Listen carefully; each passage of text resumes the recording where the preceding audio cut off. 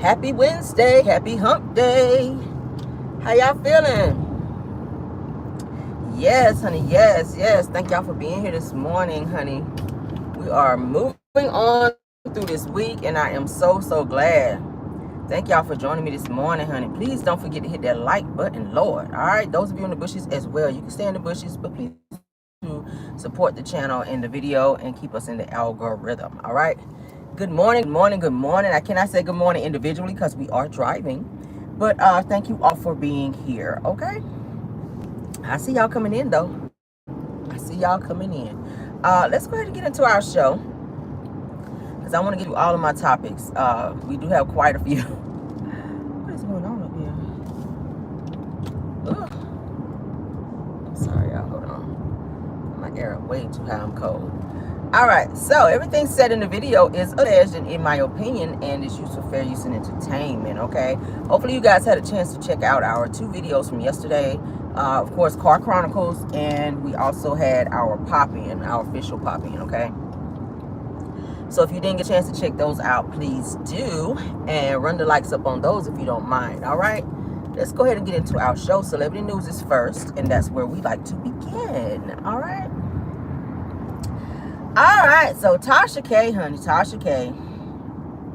Gotta talk about her this morning because she look like she's dodging yet another lawsuit. Okay, she's dodging yet another lawsuit. This one is between R. Kelly and Tasha K. Okay. Now it says that the lawsuit with R. Kelly and Tasha K, where he accused Tasha K and the U.S. government of ruining his reputation, is facing a dismissal, you guys. Okay, so they're going to be dismissing this case between Tasha K and R. Kelly. Of course, y'all know he is still serving his time in the prison. All right. Now it says that the U.S. government claims that they aren't responsible for the officer who leaked R. Kelly's information to Tasha K. All right. Now they said that the officer actually leaked R. Kelly's emails. He also had his visitors log, his records, his phone records leaked as well, and she was never charged for that, but she did retire shortly, they're saying, after the investigation with her ended. Okay, so she did retire and she left the department after that happened because maybe she didn't want to be, you know, trying to face no charges or whatever. I'm not sure. So they said that Tasha K, of course, denied any involvement in the illegal activities, of course. It says, well, R. Kelly claims that Tasha K used the information given to her to harass him on her videos and also to ruin his reputation, in which that was already ruined. He goes on to say, and interfere with his court cases that he had pending as well. So he is blaming her, and they're saying, no, we're looking at dismissing this. So it's looking like she might get off and not have to face any consequences for her videos that she made on him. With the information that was given to her allegedly through the officer who was then working at the prison, who is said to have given Tasha all of this information on R. Kelly. All right. Now, they are saying that the investigation was closed against the officer that was involved. And like I said, it's looking like Tasha K may skate off without any charges, and that R. Kelly may not be able to move forward with suing her. Okay. As well as the government. He's trying to do anything he can to get out of prison and to debunk the situation that he is in. But sir, I said that the first time that your ass got off, you should have learned, but you continued and it got worse and worse. And then just because people are talking about it, you are a public figure, people are going to talk about your life. If you're doing some snake nasty shit that you were doing and people choose to talk about it, that's just what happens. Maybe you shouldn't be doing stuff.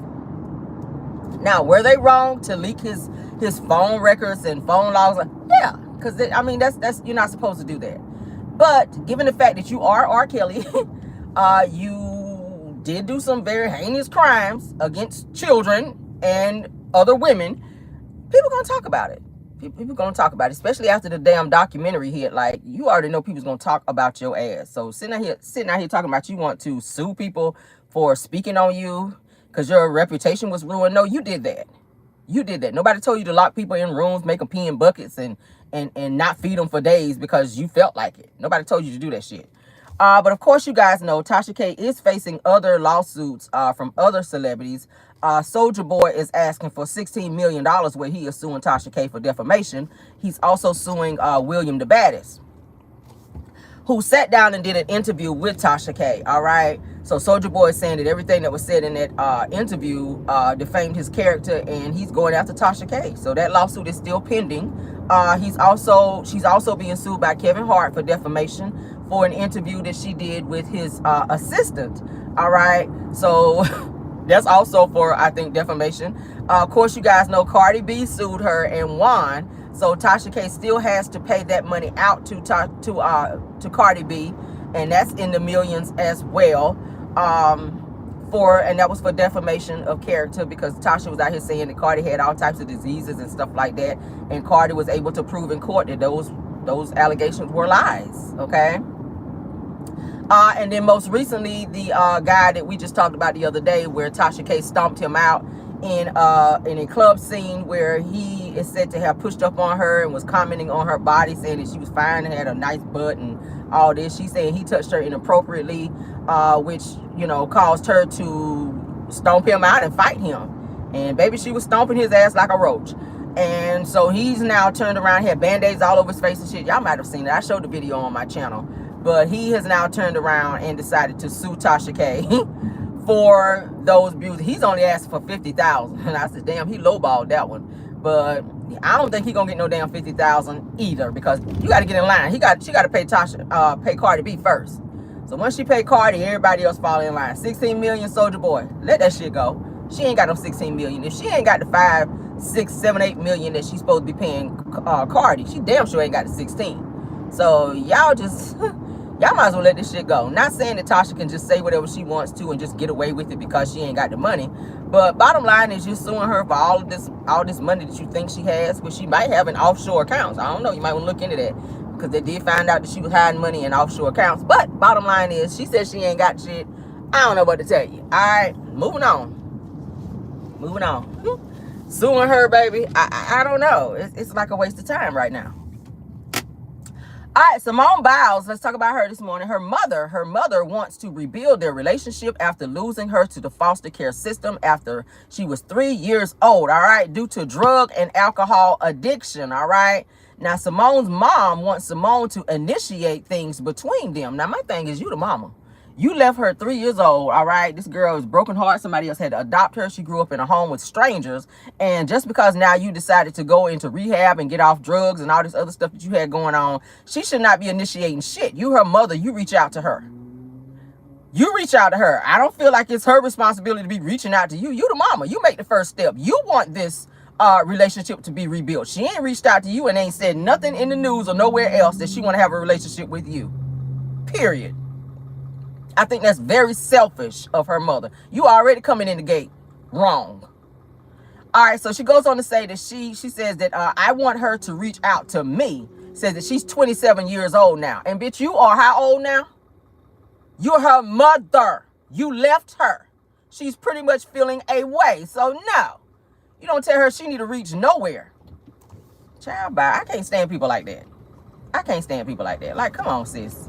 All right, so it says that Simone's mom lost all of her kids, okay, due to the drugs and alcohol issue that she was facing. Child, bye. These people driving crazy and getting on my damn nerves this morning. 4 kids to be exact, all right? Her mother had 4 kids, and all 4 of her kids she lost to the system. And CPS took her children away and placed them in other homes. So she didn't get to grow up with all of her siblings in the home with her as she initially did. So at 3 years old, she was given to a stranger because her mama couldn't get her shit together. And that's what I always talk about on my channel. When you become a mother, it's time to grow up. Drugs, alcohol, party, and all that shit. Nah, I'm not saying you can't go out from time to time if you get a babysitter. That's fine. But when you become a mother, certain things you got to let go. Don't be out here getting high and stuff like that. Your children need you. You cannot be a mother with that type of mind frame. If you still want to party, don't have kids. If you still want to be in the clubs 2, 3, 4 o'clock in the morning every weekend, you got to drop your kid off or leave them in the fucking car while you go party, because we're seeing that a lot now with parents. Going in the bar. I saw a video the other day where a lady went in the bar to go get a drink, left her infant child in the car with the fucking windows cracked. How hot is it? Because you are selfish and want to get a drink. Pour your ass a drink at home and sit your ass down somewhere and be a mother. These mothers are... Baby, I need to pick a lane, truck, okay? Yeah, I'm sorry, y'all. I'm sorry. This truck in front of me is driving in both lanes. All right, I'm sorry. They got me in attitude mode this morning. All right, but let's move on, child. Oh, Lord. Let me pray this up off me. All right. Because, child, they're not going to take me there today. I ain't ready to start cussing yet. I ain't ready. I'm like the first lady last night, honey. I ain't ready yet. All right, so her mother states that it was hard giving up her kids. She says, but I had to do what I had to do. See, that's that selfish shit. I ain't want to give up my kids, but I had to do what I had to do. No, you had to get your ass off drugs and raise your kids like everybody else I have to do. Damn. She says that I was using, but I didn't want to come in and out of my kids' life. So you chose drugs over raising your kids. And you wonder why your daughter won't reach out to you. You wonder why none of your kids haven't reached out to you because they felt like you were being selfish as hell. And you were. You absolutely were being selfish. Simone is like, I ain't got time for this shit. All right, so Simone's mom, like I said, she's been clean since 2022. So Simone is how old? 27? So you've been using drugs all the way up until 2022. And now you want to turn around and say, oh, now that you see her at the Olympics and she's doing well, living in a huge $million-something home. She's married. She's moved on with her life. She's talking about having children. Now you want to pop up in her life, probably because you need something. That's what it's giving. You probably want to pop back in her life probably because you need something, okay? But now you're saying now you want a relationship with Simone because you miss your daughter. You ain't mentioned shit else about your other kids. I ain't heard you say nothing about your other kids. It's like you are pushing for this relationship with Simone. You got 4 kids. What about them? What about them? They need a mama too. It don't matter how old you get, you still need your mother. You still need your mother. So at what point in this article were you going to mention your 4 children and not just the one that's doing well? Not just the one that can write you a little check, okay, and send you a little money, Cashapp, yeah. Girl, bye. Her mom goes on to say that I want to make amends with Simone personally. All right, I bet you do.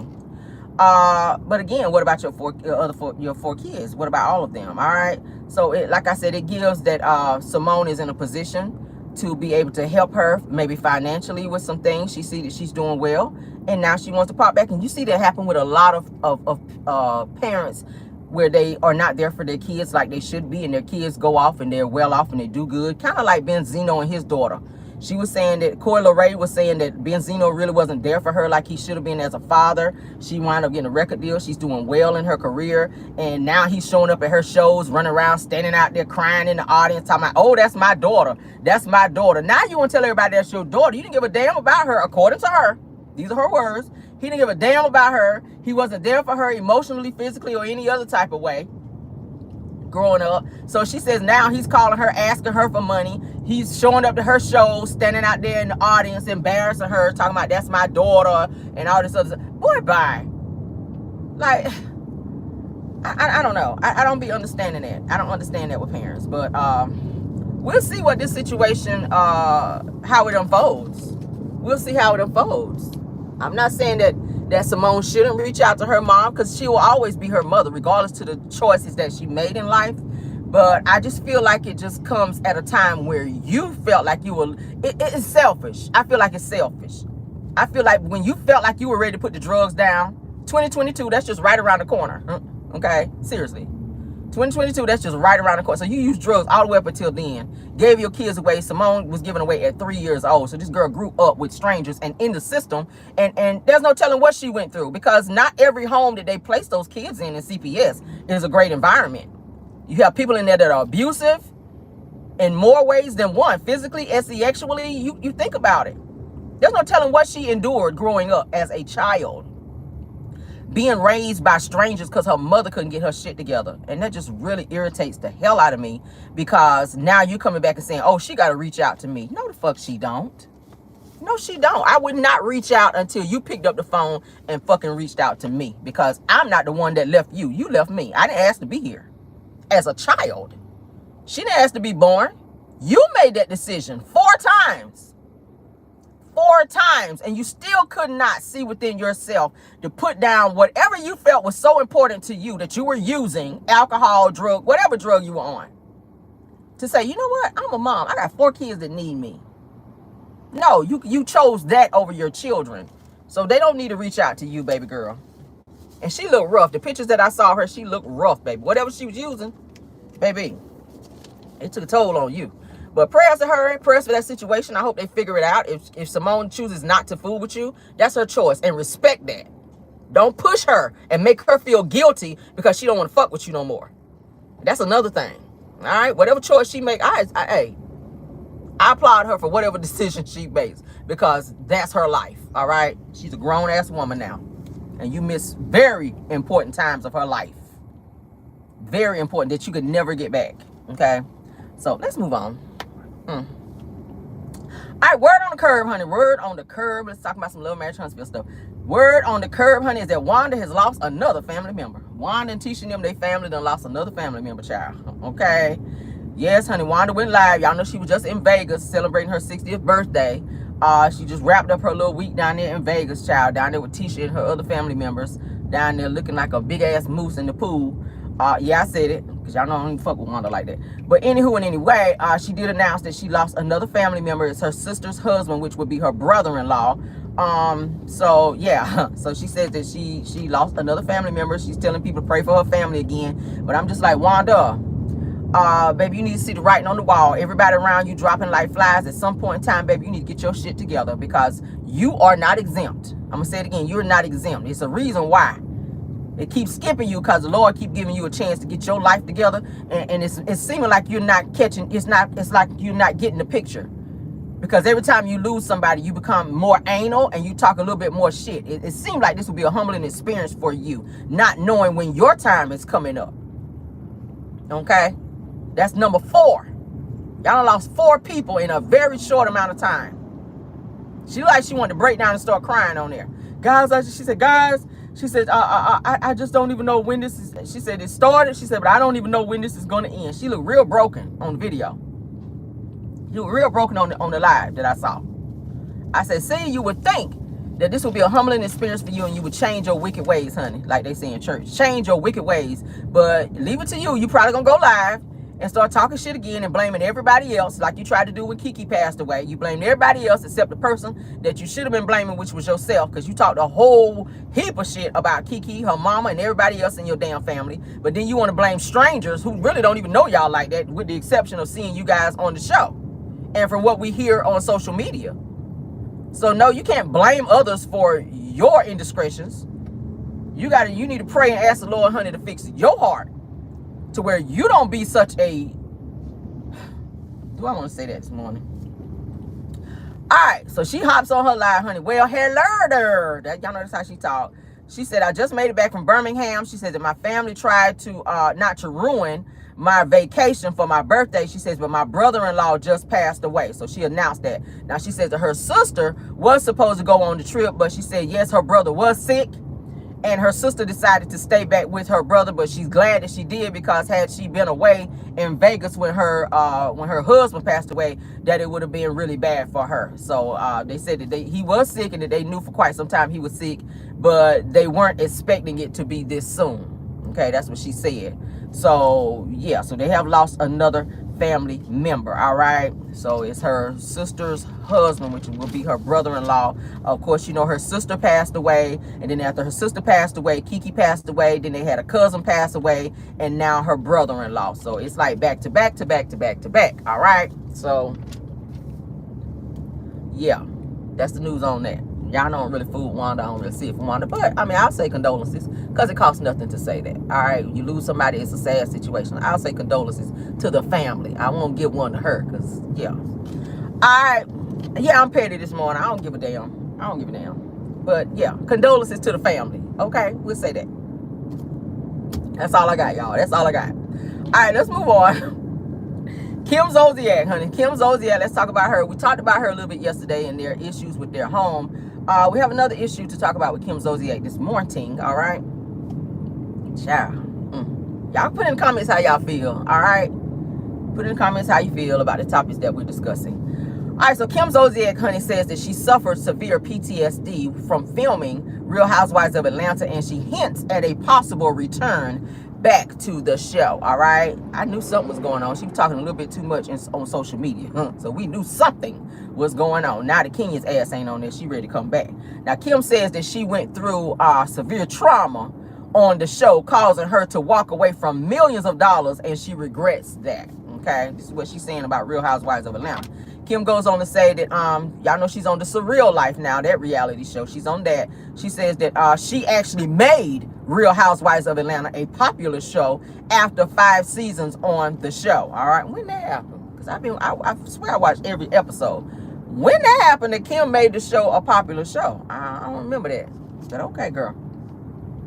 All right, Kim goes on to say that she was pregnant with her son while filming her last season. She says, and it was very horrible, and she had severe PTSD. Plus, she says that walking away from millions made her really regret that decision because she felt like she helped make the show. But she said that because of her PTSD, it caused her to make decisions that she wouldn't ordinarily make. All right. Now, you guys know that she also had her spinoff show, The Tardy from the Party Show, which was from 2012 all the way up until 2020, where she was earning a bag from that. But she blew through that money.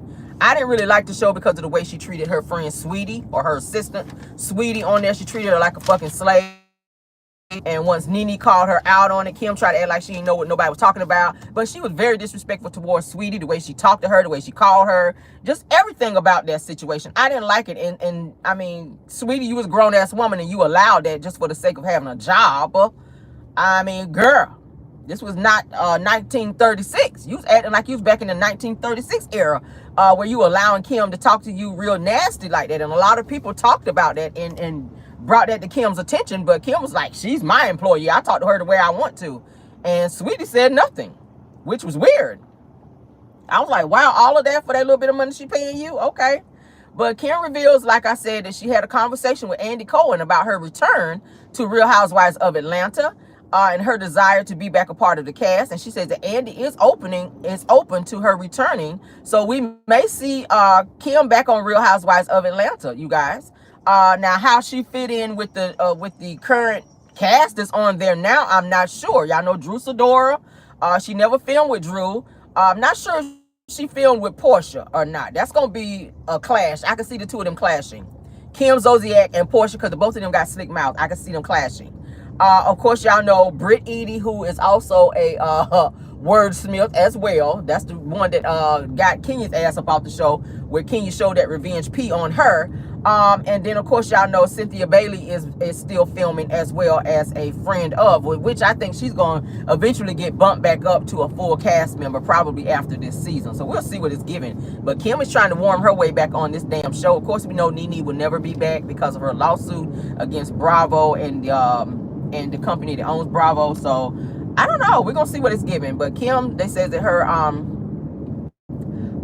financial woes are mounting, and she has to do something. She is getting a check from the Surreal Life, but maybe because she said she made the bulk of her money on Real Housewives of Atlanta, so that's what she's trying to get back to going, because RHOA ain't doing shit but calling the police, and ain't no money in that. So we'll see what it's giving, honey. Hopefully she can figure it out. Hopefully she can figure it out. Do y'all want to see Kim back on Real Housewives of Atlanta? I really don't. I don't feel like she brought nothing. Her attitude was nasty. She felt like she was too good to be on the show. When she got her second little spin-off show, that Tardy for the Party, Kim felt like she didn't need Real Housewives of Atlanta.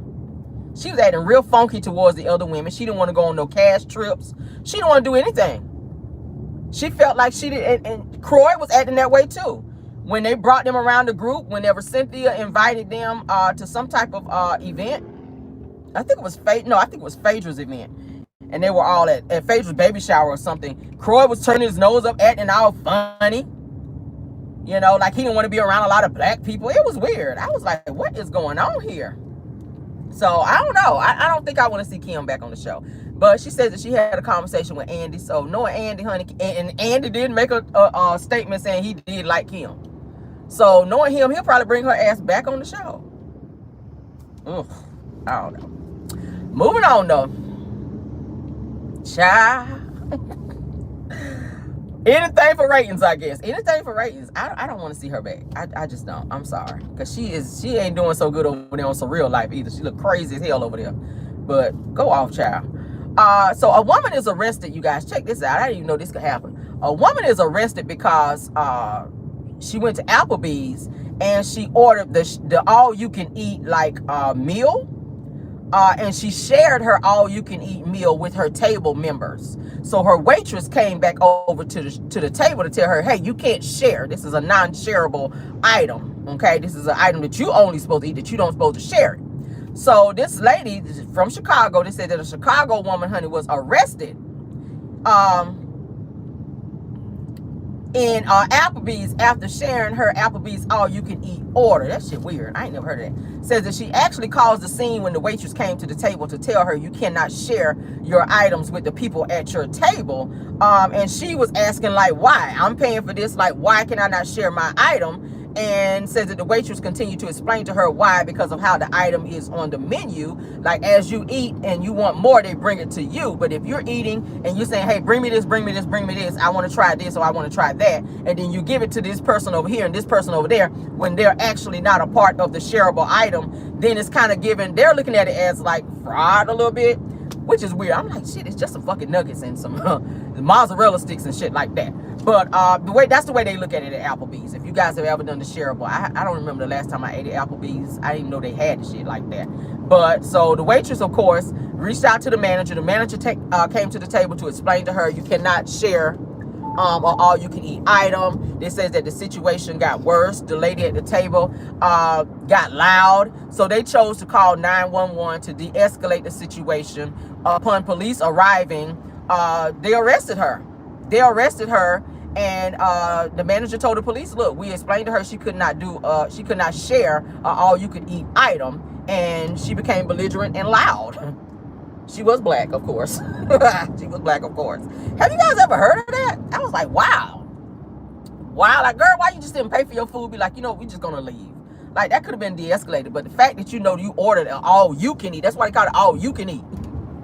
It's not all we can eat, all right? That's the difference. All you can eat, all right?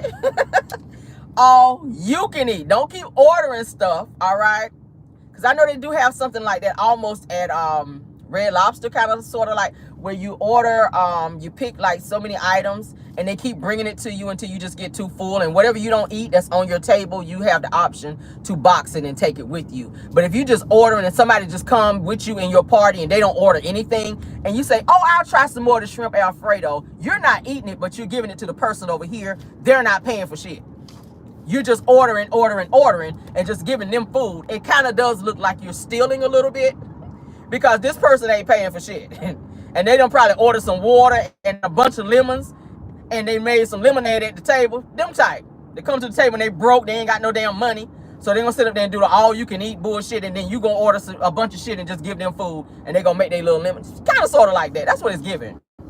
But her ass got arrested for the whole non-shareable all-you-can-eat item, all right? And then it didn't make it no better because you got loud when you were wrong. It's bad when you loud and wrong, but you already knew what it was when you went up in there. But so her ass got arrested, child, up in Applebee's for the all-you-can-eat menu item that she was sharing with people at her table who obviously probably have no damn money. You shouldn't have been up in there anyway, all right? Yeah, weird. But let's move on, child. All right, Shawnee O'Neal, honey. Shawnee O'Neal Henderson. We got to call her Henderson, child, because she is remarried, honey. She's remarried, honey. The old Pastor Sweet Draws over there asking 2,100 people to give him $2,100, child. $4.4 million, child. For him to give him a bigger church, girl. Where he telling people to shut up, girl. Don't be praising the Lord. Him. All right? Don't be praising the Lord, but give me that $2,100, all right? Damn. Ooh, it's a hard knock life. But anywho and anyway, Shawnee, honey, they said that Shawnee is, she threatened to fire Jackie Christie from Basketball Wives, y'all. None of the cast are currently getting along with Jackie Christie. If you guys have been watching, I've been watching a few episodes. I started watching the one from last night. I didn't finish. because I was sleepy as hell. But anywho, Shani threatened to fire Jackie Christie. Now, Jackie got into a verbal altercation with Brooke from the show, Brooke Bailey. And she also got into a verbal altercation with Evelyn Lozada. Now, y'all know anytime somebody get into it with Evelyn, Shani is going to take Evelyn's side because Shani and Evelyn are like this, all right? Evelyn can do no wrong. She done jumped over tables. She done grabbed a bottle of alcohol and then tried to hit somebody with it. This girl have been the most violent that I've ever seen on national television, all right? But for some reason, Shani keeps bringing her back on the show when she brings absolutely nothing, okay? She brings absolutely nothing to the show. Jackie Christie, who you guys know is an OG on Basketball Wives, she's not getting along with anyone on the show this season. She is arguing with everybody. Now, Shani made an appearance on this past episode, and she says to Jackie, she says, I don't think I trust you anymore, Jackie, because Jackie was saying some things online, and there was something that she sent some type of text message or email of some sort where she had said something about Shani. Shani got wind of it. She decided to bring her ass on the show with her big four-headed ass and confront Jackie about it. I said, okay, ain't you a first lady? Like, I don't understand. You're supposed to be the producer or whatever on the show. It's weird to me that you keep showing up like a part of the cast, trying to show your allegiance towards Evelyn Lozada on this damn show. Because somebody done told you about a rumor that Jackie Christie said something about you. Like, go away and be a fake first lady like you've been doing. Like, go away. You came all the way back on the show to tell Jackie, we no longer want your services, like you told, what's old girl? I said, what the hell? What? So that's what she told Jackie. We no longer want your services on the show because we don't trust you, and you're not getting along with the other cast anyway. Well, neither is Evelyn, so why does she get to stay? Evelyn done got into it with everybody on the damn show. I mean, did we forget how she jumped over the table trying to fight Jennifer? Did we forget that? Did we forget that there were rumors that she had slept with Shaq? Your friend, now that's your friend. That's your friend. Child, bye. This shit is so weird. But it says that Shani has threatened to fire Jackie Christie, honey, from Basketball Wives. So I don't know how that's gonna work out, because y'all know Jackie been on the show since the show began. So the fact that she's not getting along with any of the cast, I think that they probably had a lot to do with it as well. And they vocalized they didn't want Jackie's ass on the show because none of them want to film with her. They don't want to be in any scenes with Jackie, like none. And when they are filming with her, they're all arguing, and they're arguing with Jackie. Okay, period. So I don't know how that's gonna work out for her, honey. And then it slipped out. Somebody slipped out and said that Doug Christie is cheating on Jackie as well. Y'all know they've been married since forever, and every year they get married. They renew their vows every year. But somebody slipped out and said that they had wind that Doug Christie was cheating on Jackie. I said, well, my God, y'all done pulled up in 1986 and she was out here prostituting with a P, and now you saying that Doug Christie is out here running around on her and cheating, which that's possible because he don't never be home, according to Jackie, because y'all know he's coaching. He's coaching like in a whole nother state. So Jackie was saying that she will hop a flight to go and see him, or she FaceTime him every day to see what's up.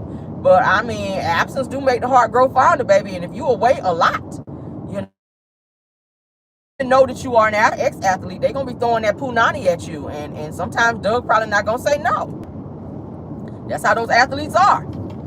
That's how those athletes are. Jackie did say too in another interview that when Doug was playing, that she would go to all his games. She said, hell no, these hoes was not about to be on my husband. She said she would get her a hotel room wherever they was playing, and she would go to every game to keep them thoughts up off her husband. Well, it's looking like now that you are filming, you're not able to go everywhere with Doug. And Doug, honey, allegedly might be out there in them streets. All right? They playing with his basketball now. Yes, honey, they dribbling his ball. Whichever one you want to think. All right, I don't give a damn. Moving on, though, child. Ooh, Lord. Lord. It's a mess, Lord. It's a mess, Lord. All right. So congratulations, honey. Congratulations go out to Tyler Perry, honey. It says that Tyler Perry's Divorce in the Black. For those of you that haven't seen the movie, it's pretty good. All right. It's the one with Corey Harding and Megan Good. Who else was in it? Debbie Morgan and Beyonce's stepdaddy child. Richard Lawson. He played in it. All right. So it was a pretty good cast, and the movie was pretty funny as well. Corey Harding, honey, he did his best acting in that movie. I ain't even gonna hold you. And Megan Good did well too. Now they're saying that Tyler Perry's Divorce in the Blacks movie, which was seen on Amazon Prime, honey, reportedly bought more Amazon Prime subscribers than any other movie on the platform, despite the negative reviews, child. It says that the movie accumulated 3.5 million views in 4 days. Not 5 days, but 4 days. That's amazing. Anybody watch the movie besides me? Anybody watch the movie besides me? I liked it. I did. I thought it was funny as hell. There were certain scenes in there that I was just like, hold up, what? the funeral scene was weird. When they took him out the casket, carried him out of the damn casket, put him on the back of the truck, the brother. That shit was weird. The mama on there was weird. But Corey Harding, baby, he did his great acting on there. I enjoyed the movie. So somebody said I did. Yes. Okay. Right. So yeah, the movie did well. The movie did well. So we'll see what this gives. So shout out to Tyler Perry, honey, for that, because he was getting a lot of mixed reviews. I know on Rotten Tomatoes reviews, they gave him really bad ratings. Really, really bad ratings and very, very bad comments about the movie. It was like, oh, it was a whole typical Tyler Perry movie. Like typical, you know, we could already tell what the movie was going to be about, because all Tyler Perry movies are the same. They even went as far as saying he needs to get someone else to write his movies because it's starting to sound like the same shit in all his movies. So he kept getting a lot of that. But impressively, he did get 3.5 million views in 4 days. So we'll shout out to him. Shit. Can't knock that, okay? Moving on, honey. All right, so 3 people have been unalived and 34 have been affected, you guys, by Listeria, linked to deli meats purchased from Publix, Aldi, and Walmart stores. So if you guys shop at any of these stores and you're buying deli meat, and I'm gonna name off some more items that they were saying as well, please, please, please be careful, okay? Silly me. Just got some damn deli meat, because sometimes I don't do bread. I don't do bread, but what I do is I'll get deli meat like when I want to snack and I'm feeling like I'm hungry or something, and I take it to work with me too in my cold bag. But I'll take some deli meat and I'll roll it up with some cheese, and I'll just eat that at my desk if I'm feeling like I want to snack, versus like snacking on things that are unhealthy, okay, fruit and stuff like that, because I cut out bread. All right, so yeah, I'm just like, damn, I just purchased some fucking deli meat. Oh, that honey ham, and I'll do that Cajun turkey. And I'll put some of that cheese in between it and roll it up. And I'll put it in me like a little zip bag and sit there and tear that shit up at my desk. It'd be good. Aside from my bacon. Y'all know I do the bacon too. And we got that back there too. Now, it says that Listeria, honey, which is bacteria, they're saying, has been reported, honey, which is raw unpasteurized milk, cheeses, ice cream, raw or processed veggies, fruit that's raw or uncooked poultry. It says that sausages, hot dogs, deli meats, smoked fish, and other seafoods have been reported to been linked to Listeria, okay? Raw pet foods as well, if you guys buy that for your pets, all right? So they're saying that Listeria actually thrives in moist environments, so you guys definitely beware of that, all right? Definitely beware. We can't eat nothing no more. Y'all notice that? They always have a recall on stuff, and they always say, don't eat this, don't eat that. At one point, you couldn't eat, what was it, cantaloupe and watermelon and all this stuff because it had all types of stuff going on with that. It's like, damn, you can't eat nothing out here without something popping up. But yeah, so definitely beware and be careful purchasing the deli meats and stuff like that from Walmart, Publix, and Aldi, okay? I don't remember the last time I shopped at Aldi. But I know when I did shop at Aldi, the last time I did shop there, I saved a lot of money. I had a whole buggy of shit. And I'm talking about, I didn't even spend a lot of money up in there. Even though you got to pay a quarter for their little raggedy ass buggy. But I got a bunch of shit out of Aldi for a little bit of money. But I don't remember the last time I shopped there. I might need to go back to Aldi. Shout out to Aldi, okay? Y'all got an Aldi in your area? Yes, honey. Let's move on, though.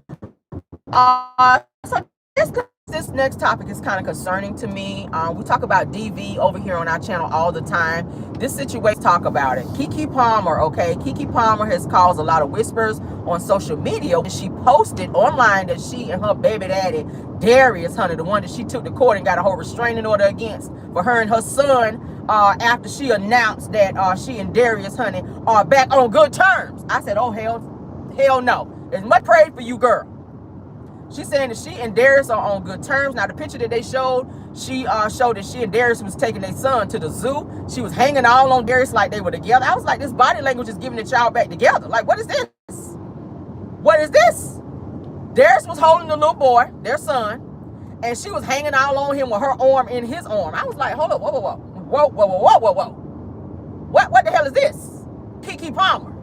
Because, baby, the way you came out and talked about all the stuff that Darius was doing and had done to you, the pictures that you showed us, I said, wait a minute now. I don't know how to feel about this. I cannot congratulate you on you guys working this situation out after what I know now. Because this dude here is crazy as hell. Let's get into it. Now, last year, you guys know Kiki Palmer released pictures of Darius viciously, and I'm going to say viciously because that was vicious, viciously assaulting her, slamming her down on the stairs, according to her. Okay, he slammed her, body slammed her, according to her. He body slammed her down on the stairs in her home, all right? He aggressively grabbed her and snatched her over a couch. And also was like, looking like he was choking her to where she was hanging over the couch. All of this was captured on video, and she showed the still pictures on social media to show how crazy and how vicious he was towards her. Now, how the fuck you go back to that is my question. A girl, do you know how many women lose their lives over DV situations? And you allow him to finesse you and talk, you know, that little sweet talk to you. I don't know, maybe he got a schlong of gold. I don't know what the hell it is. But it really is irritating to see situations like this, because from what we last heard, Kiki had moved on and was dating this NFL player. Nice looking guy. She had moved on and was dating somebody else. Now it's looking like she done spent the block back on her baby daddy, this crazy ass ninja who was arguing and disrespecting your mother as well, calling her a bitch. Like, that's another hell no. You're not going to date me or be with me and disrespect my mama. That's another thing. Because I'm going to have to tear off in your ass behind that one. Okay? We definitely not going to do that. You're not going to use the B word in my mama's name or my mama in the same sentence. We ain't going to do that shit. Let's go there. All right? Ooh, child. Now, he almost hit, let's continue the list of stuff that he's done that we know about that she shared with us because she wanted our sympathy. All right?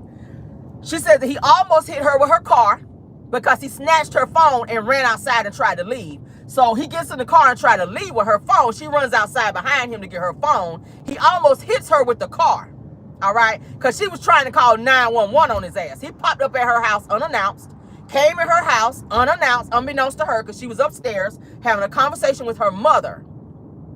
He broke in her house and was standing at the door. She didn't even know how long he was standing there, which that's dangerous. If he can get in your house and you don't know about it, he could have easily unalived you. So he gets into her home, standing at the door, listening to a conversation where she's talking to her mom about him. He came over there to just get the child, and which he didn't even call her or nothing, to come and pick up their child that they shared together. She's telling him that the child is not there, that the child is, I think, was at her mother's house or something like that. So he gets mad. They get into this altercation, this argument. He puts hands on her, snatches her phone when she gets ready to dial 911 because she sees he's becoming aggressive. He jumps in the car, tries to leave. She runs out behind him. He almost hit her with the car. Then he throws her phone out. She's looking for her phone to call 911. It was a mess. Fast forward, before that, that's when he was showing signs of aggression when she went to the Usher show. Y'all remember that? Where she wore this revealing outfit. He went crazy and was mad because Usher was dancing all up on her. A lot of people were trying to say, oh, she's a new mother. She's trying to go out and have, you know, some fun or whatever. And he's just acting crazy. So he was upset about that. He broke her glasses to where she said she could not see at night to drive back home. So he broke her glasses. She was outside trying to get her damn glasses fixed so she could drive home. Crazy shit like that. So all the things that you share with us that this ninja has done to you, you go back to that. I don't understand, Kiki. I don't understand. I don't understand. So with her filing the restraining order against him, he had to turn in his pow because he did have one according to the courts and according to the restraining order. So now it's given that they had to go into mediation, of course, and counseling, like family counseling. So I don't know if something happened in family counseling to where she just saw something in him that she didn't see before, but she has dropped the restraining order against him and they are now hanging out together again. It's looking like they're lovey-dovey because, like I said, she had her arm in his arm while he was holding the baby. They were at the zoo. I don't like it. It gives me pause a little bit because he's crazy. He's not only crazy, but his daddy's crazy because the mama had to get a restraining order on the daddy as well because he was violent. Not only is the daddy crazy, but his brother is also crazy and shows a crazy violent signs as well towards his girlfriend, who came out publicly to say that she had some issues to where the police had to be involved. So their whole fucking family is crazy. The whole family. And Kiki, you done got yourself back in this bullshit again. Guess who don't want to hear it again if it happened? Me. Leave me out of this. I ain't even reporting on the shit again. I promise you. If some more shit happens and go down, I don't want to hear about it. I'm that type. I'm going to help you through it. I'm going to talk you through it. I'm going to pray you through it. But if you go back to that bullshit, that's on you. I can't. That's the kind of time I'm on today. I'm sorry. Fantasia Barrino's daughter, you guys, Zion, announced that she is 60 days sober, you guys. Now, Zion has struggled with alcoholism, okay? And she said the 60 days sober says that she is grateful to God, honey, for allowing her to press through the hardest challenge of her life, all right? Her daughter is not really that old. Her daughter Zion is not really that old, all right? She looks just like Fantasia, too. All right, now, Fantasia's daughter Zion is 23 years old. She lives in Jacksonville, Florida, okay? She lives in Jacksonville, Florida. Now, back in 2010, let's do a little history, because I pulled this up, and I want to link this to the story as well. Back in 2010, Fantasia's baby daddy, all right, Zion's dad, tried to take Zion from Fantasia. Did y'all know that? He tried to get full custody of Zion from Fantasia. Fantasia had to fight for her daughter in court. Now, mind you, her daddy never had a relationship with her, never did anything, never bought her anything, was not ever there for her, according to Fantasia, all right? His name is Brandel Schaus. Now, at age 13, when Fantasia's daughter Zion turned 13, he went to the courts, unbeknownst to Fantasia, to file for full custody and also wanted child support from Fantasia. Fantasia had to fight for her daughter to keep him from getting her daughter, at which Fantasia won in court and was able to keep her daughter and raise her. But something happened to where she started having some issues with alcohol for quite some time, and she had to go through some type of like rehab type thing. So now that she's been sober for 60 days now, she has announced that she is now sober. So thank God for that. So that's something that Fantasia was dealing with behind the scenes. That she didn't really want to talk about. She wanted her daughter to announce that because that was her business. She's an adult now. She's 23. Thank God she was able to get out of that. And thank God that nothing happened to where she was driving or got a DUI or anything like that. So shout out to Fantasia. I like Fantasia, okay? Trash ass niggas. You ain't never did nothing for the child, never been there, nothing. And she turned 13 and you go trying to take her from her mother. She don't even know you. She didn't even know you. You just wanted that money from Fantasia because you saw she was doing so well. That was Fantasia's boyfriend in high school. Y'all know Fantasia dropped out of school when she was in high school, all right? After she had that baby from old Brandel. So he saw how well she did after getting that little deal, that record deal, honey. And that money was coming in. So he says, oh, I'm going to snatch the child from her at age 13. Boy, bye. So shout out to Fantasia and shout out to her daughter Zion, okay? Shout out to her daughter Zion. All right, so former we'll save that. I don't give a damn about that right now. All right, let's talk about this Ken situation. Now, Ken from Love and Marriage Huntsville made a cryptic post yesterday after Marquez's interview with Carlos King and Heavenly, where he aired Ken and Trisha out, y'all. We kind of talked about this yesterday. We talked about, I did the highlights on the interview that Marquez did. All right. Ken goes on to say, he says, like, really think about it. He says, and let it marinate. He says that people will love you. He says that some will actually hate you. He says, but everyone else will choose to love you. I don't know what he meant by that. I think Ken actually feels a way that Marquez aired his ass out to let everybody know that, one, you already had a girlfriend when you started messing with Trish. All right. That came out in the interview. And the fact that you knew that she had a dude in her life because Marquez was saying that he actually was coming around. He was coming around, but of course, you know, Trish was telling him other things to where, oh no, me and him, we're not together, because he's saying he didn't know that Trish was married to Marquez during the time that they were dating. I don't believe that. I feel like you knew something because Marquez said he was always around. So you didn't ask Trish no questions to say, who is this dude that's always around here? You can't just say, oh, that's my baby daddy. You didn't know that they were married. It's giving weird. It's giving weird. All right. So Ken, like I said, bragged about all the women being in his DMs. Of course, he did like a little video with that tight ass shirt on. I said, no wonder you like Martell, because y'all wear the same shit. But he was in a little video, child, showing off his little muscles and winking at the women, honey, in his video. While he telling people all these women be in his damn DMs trying to holler at him. I said, boy, bye. Ken think he finer than he is. I think he think because he got muscles that he fine. Ken, I don't think you that fine, brother. Okay, you do have a nice body because you work out. We'll give you that. But in terms of you being fine, like, I don't see it. Okay, I just don't see it. I really don't see it. I'm sorry. Do y'all see it? Do y'all think Ken is fine? Ken from Love Mary Huntsville? I don't think Ken is fine like that. But go off. Marquez revealed that Ken moved in on Trisha while he and Marquez were still, like I said, together, and told Marquez to check his woman. So Marquez is saying that he told Ken that he and Trish were still together and trying to work on their situation when he found out that Ken was hopping up in the DMs. And Marquez says that Ken told him, you need to check your woman, don't check me. So that lets me know, Ken, that you knew that there was a situation going on between Trish and Marquez. So with you coming out saying, oh, I didn't even know they were together, I didn't even know she was married, you knew there was a situation. If a man tell you, look, that's my woman, why you in her DMs, and he pressing you like that, you can't sit up and say you didn't know that there was a situation going on and that she had somebody, okay? Like, it just gives weird. Ken, I feel like you lying trying to save your reputation on here because you don't want to look like this trash-ass nigga that came up in somebody's marriage and broke up their situation, all right? Because Marquez said he was under the impression that he and Trisha were going to work shit out. But then when Trish started sneaking around with Ken, that's when he decided, yeah, no, I ain't about to be chasing her ass when she is giving him all this damn attention. And obviously sleeping with him because, like I told y'all yesterday, Marquez let it be known that Trish was receiving messages from Ken where he was saying that he wanted to eat the box, honey. That he wanted to give her that oral action. I said, oh, shit. All right, so let's move on, honey. Of course, we know Ken revealed that he left town 3 days because he and Trisha got into an altercation of some sort. All right. At which Marquez, in his interview with Carlos King and Heavenly, predicted that Ken and Trish ain't gonna make it. He said, I already see right now the two of them ain't gonna make it. He says, good luck to them because I don't feel like they're gonna make it. If he's already in a relationship with her barely 2 years in and he's having to pack it up and leave for 3 days and go out of town away from her because she's aggressive and running up in his face wanting to fight and shit, then 9 times out of 10, their relationship ain't gonna work because I've seen this place before. Being that he's been there. He's been in that situation before with Trisha because she be turning up too much. All right.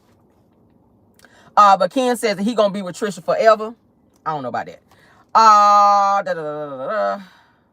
Now, if you guys remember on Trisha's interview with Carlos King and Heavenly, Trisha had a pause when Carlos and Heavenly asked her if she was actually in love with Ken. She had like this long pause and he was like, hold up, what's going on here? That's supposed to be an automatic yes. If you're saying you want to be with this man, y'all gonna be together forever. When Carlos and Heavenly asked Trisha, are you in love with Ken? Her reaction was, she had a whole pause, and was she worried about losing him?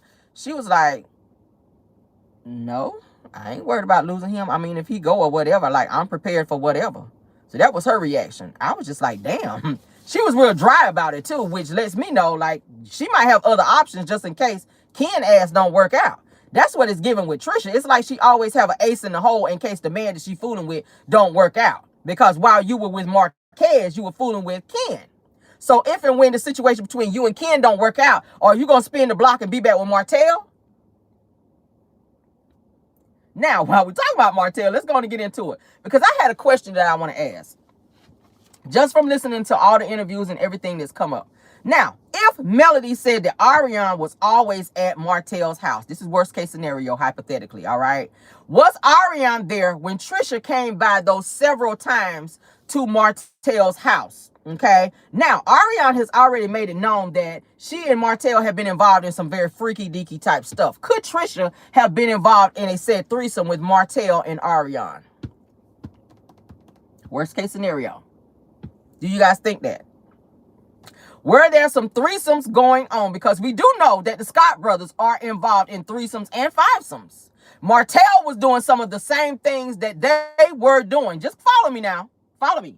Martell was doing the same things. According to Mel, he didn't start doing the shit that he was doing until he started hanging around the Scott brothers. So was Martell having threesomes with Ariane, and could Trish have been involved with that situation between Ariane and Martell? Because during the time that Mel and Martell were going through separation and Martell or Melody moved out rather, Ariane and Martell were hanging very heavily, and Melody made it known that Ariane was always at Martell's house. So with Martell making it known that Trish had been to his house several times, was Ariane there during the time that Trish was pulling up?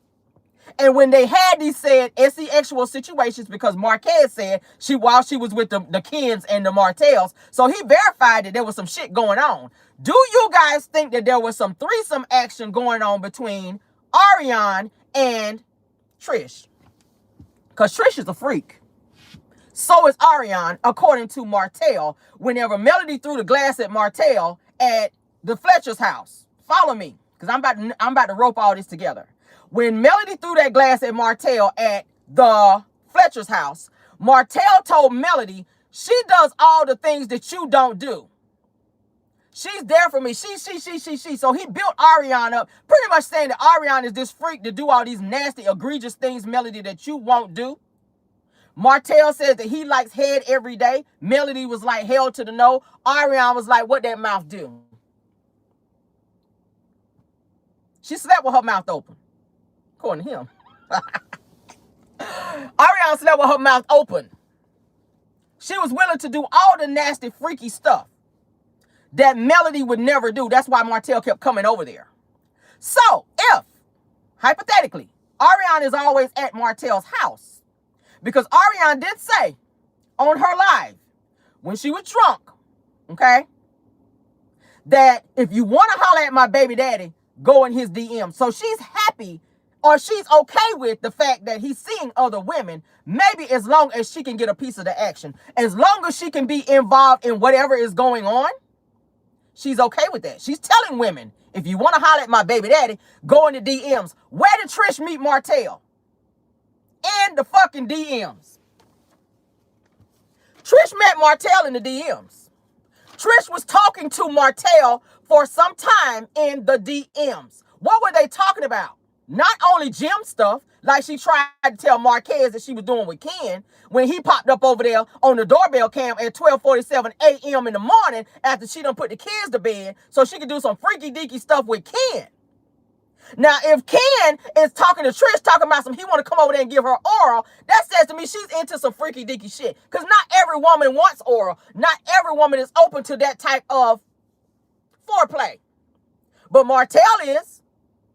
Ken is. So it's given that Trisha has a pattern of behavior in the type of men that she indulge in the type of stuff that they like, because she liked that freaky shit too. And I could tell that some shit was off between the two of them when they went to Stormy's house and Martell walked in. Something came over Trisha's face where she remembered some freaky shit that happened between she and Martell. You know how when you used to date somebody and you see that person somewhere and your mind go back to a place where you guys had already been? Y'all know what I'm talking about, women. If you ever dated a man and he knocked your damn socks off, he knocked your damn bangs back, he cracked your back so good, and you happen to see him, not that you want to be with him again, but your mind rolled back to something that this man did to you, where you had a lot of moments, if you will. Y'all follow me? Where he had you calling on the Lord and gripping the sheets, and all the covers was on the floor, and the damn mattress was damn near hanging off the bed when he got done with your ass. Trisha's face, her whole disposition changed when Martell walked in. So did his. But Martell wanted to keep it under wraps. He didn't want people to know that he knew Trish like that. He didn't want people to know he messed with her. Because Martell is still trying to fix his reputation. So having Trish come on the show and say, oh yeah, I fucked this nigga.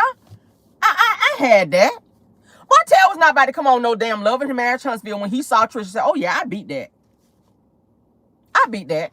And when he was with the guys at the bowling alley, when he said, oh, she been in my house multiple times, he had this grin on his face like, oh, I beat that. Oh, I did some shit to her that I ain't even going to tell you about, Ken. You just going to have to figure that shit out on your own.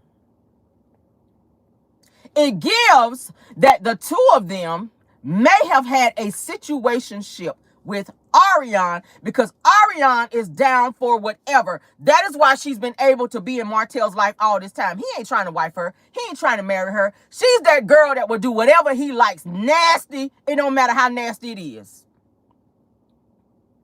and she's open to him being with other women. And I feel like she's participated in some shit because she also, like I said, revealed that Martell likes men. So I feel like maybe she invited somebody who she liked in the bedroom, and maybe he got a little feel or two, or he got into some shit that maybe he didn't know about.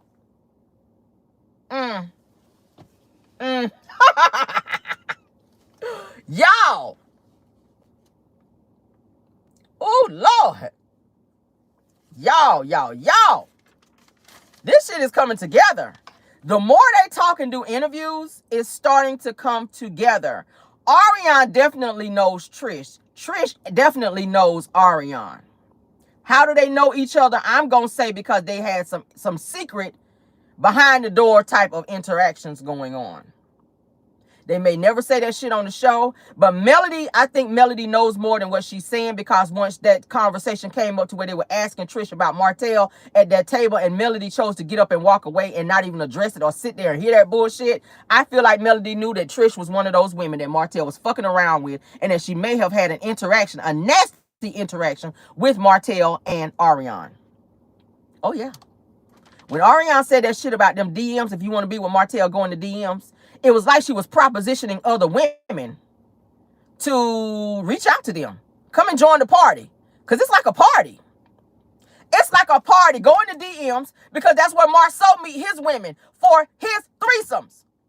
I did a live already on my show where we talked about a woman reaching out and are exposing Marceau to say that she was invited to a threesome, and he told her, don't worry about getting another woman. I already got the other woman. Could Ariane be involved in that too? Because Ariane also talked about how Marceau be all up on her when she's out with Martell and be rubbing up on her sometimes, and Martell would get mad and tell him, look, man, don't be up on her like that. So could Ariane be involved in some of these said threesomes as well? Because Marceau did tell this woman, according to her, that he already got the third person, that she just at the hotel in Birmingham. So are these men, Marceau, Maurice, Martell, are they sharing women? Could they be sharing women? Hypothetically, maybe, possibly. Could they be sharing women? And now it's weird that Tisha name is popping up in this new trailer where Martell is revealing that she slept with his homeboy. Could Tisha allegedly have been in some threesome actions as well, and Marceau don't give a fuck because he gets to do what he want to do? That's what it's giving me, guys. It's a lot of commingling going on, and I feel like Ariane, and the reason why they don't go so hard on Ariane is because Ariane know where the bones are buried. Ariane knows who's participating in what little nasty little actions on the side. That's why they don't fuck with Ariane. Tisha don't fuck with Ariane at all. At all. She'll get mad with her. Tisha made that little comment, said, I hate side chicks. No, you don't. No, you don't. You allow your husband to have them. You hate the ones that talk a lot and tell your business, because you guys are under the understanding that whatever happens stays wherever it was. That you guys don't talk about it, but it's all over Huntsville. I told y'all that one of my homegirls that's in Huntsville and that was in Huntsville during the podcast when Carlos King was there says that they see Marceau and them coming in and out of the specific hotel where the homegirl stayed at when she went to the podcast. That they be in and out of that same hotel a lot. So why would you need to be in and out of a hotel in Huntsville when you live there? Go home. Go home. What you doing in hotels when you guys have wives? When Ariane already said that when they went on the Atlanta trip, that all of them had women with them and they were not their wives. Maurice, Martell, and Marceau. She's saying all of them had women with them in Atlanta that were not their wives. So it says to me that you guys are engaging in situationships, threesome ships, maybe, allegedly. And you don't want that shit to get out. That's why Marceau said in the beginning of Love and Marriage Huntsville, he's not going to talk about infidelities because he don't want their shit to come out. You see how crazy he was looking on stage when that situation came out about him having that woman in his phone where the butt pictures, where Tisha ran back and got the little Muppets trying to deflect and keep people from talking about the shit. And she was so mad at Kiki because Kiki confirmed it. Kiki confirmed that there were threesomes. I know I'm on to something. But that's our show. We're going to end it there. I just want to give you guys something to think about hypothetically. I feel like all of this shit could be commingled together. I feel like they all may share some of the same girls. I feel like they all know each other's business. And I feel like once they piss Martell off like they did in that trailer, that he's slowly uncovering that shit because he don't have nothing to lose. Mel, he's lost Mel, which was the biggest thing to him. And he's seeing them still with their wives and still able to do the shit that they're doing, the same thing that he was doing, and they just haven't got caught yet. So now he want to blow up their spots because he want them to feel what he's feeling right now, which is alone, which is destitute, which is broke, which is all the things that everybody warned his ass about when he was doing the shit that he was doing. Okay? But that's our show, guys. Thank y'all for joining. Thank y'all for being here. Thank you, Mars, Linda Galvin, Belle Wilson, KBR, and Tyra. Thank y'all for modding for me. Thank you to all of the content creators that joined the live as well. Thank you to my Caramelians. Happy Wednesday. Happy hump day to you all. I will see you guys later on for the pop-in. All right? Thank you, guys. Feel free to leave comments because I do read them and respond. All right? Love you guys down. Be blessed and never stressed. And bye.